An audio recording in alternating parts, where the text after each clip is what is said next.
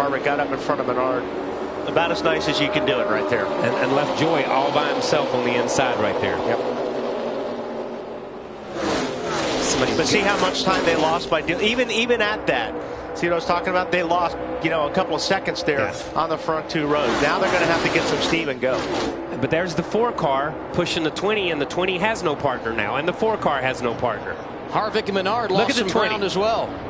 Joy Logano to the outside there with the 4 car of Casey Kane. Larry called it. Logano to the outside and to the lead. Big shove by Casey Kane on the outside. That was a huge shove. He got just enough off those guys. Newman had to lift. Shuffled out. He got a little bit out of shape there. Newman had to get out of the gas, and that was it. Here we come down to the white flag. 1 lap to go for David Regan. All clear. 1 faster, double wide. And look who's right behind Kenseth. Dale Earnhardt Jr. has joined the party.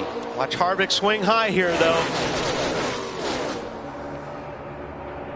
Kevin Harvick's been known to break hearts at Daytona. He did it to Mark Martin in 2007 in the Daytona 500. He won this race 1 year ago.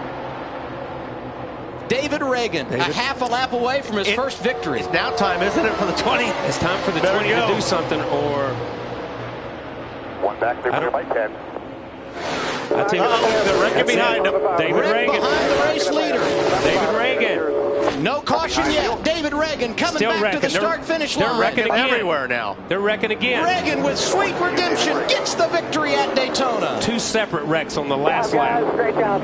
Thank you a lot, Matt. Oh, man, these guys are flying by Newman. He was a sitting duck. No kidding. That's the scariest part of it being in a wreck like this, is sitting in the racetrack when guys are coming at you 180 plus miles per hour. Talked about on the final lap. Yeah, and it's hard to really say. You see the 9 car get turned, the 9 to 51 and the 00. It's hard to say right there because they're just in the corner of the screen. But in front of these guys, they're wrecking on around the corner here. All this happened over right here in turn 3. It looks like somebody got. It looks like Castle just slid up the racetrack and got into the left rear of Ambrose. Yeah, and he may have got shoved up.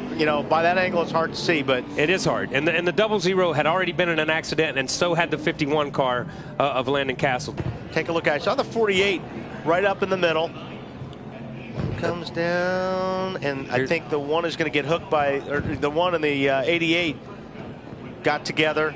Yeah, it's like the and one then forget came, it. Yeah, it's like McMurray came down on Junior.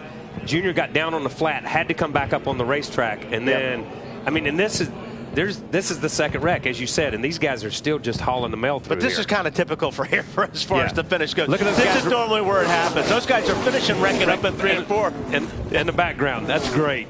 You can't beat Daytona. Trevor Bayne does it in the Daytona 500, his first career victory. And tonight, I'm sure tears of joy for David Regan, who's celebrating his first ever win. That was big.